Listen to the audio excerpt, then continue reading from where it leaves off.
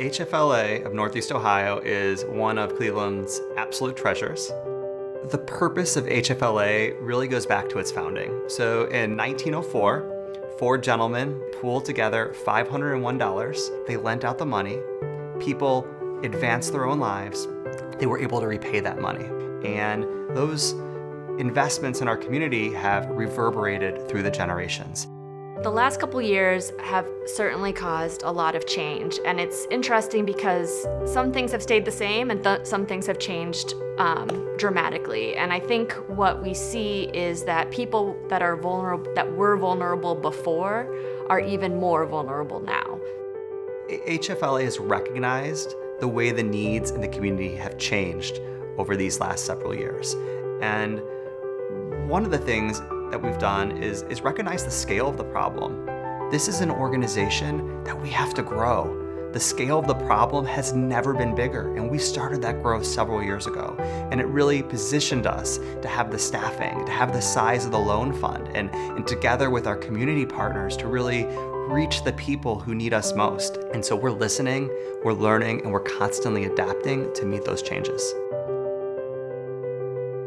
One of the key things that we've addressed was when you have a 117-year-old organization, you have this wonderful history.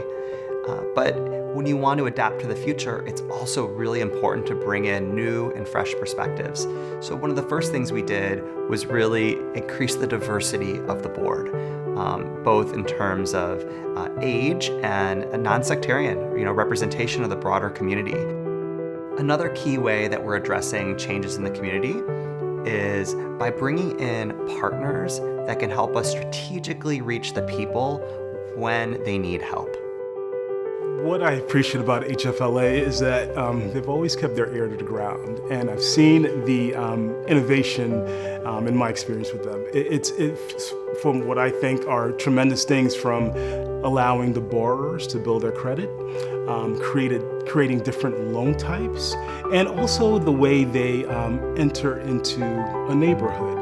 HFLA deliberately reaches out to local nonprofits and develops relationships with those nonprofits, which makes their entry into neighborhoods easier. They build on the trust of existing organizations to deploy their resources.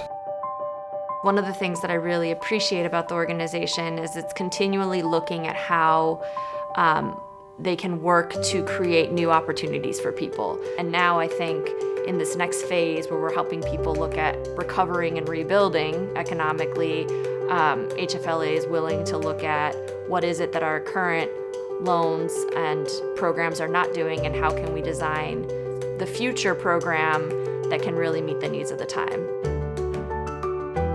We can have this broad impact on society where everyone understands and believes in this mission of Tikkun Olam, to repair the world. And HFLA is not necessary. When everyone who needs help has access to help and can achieve their true potential, then HFLA will have achieved its mission.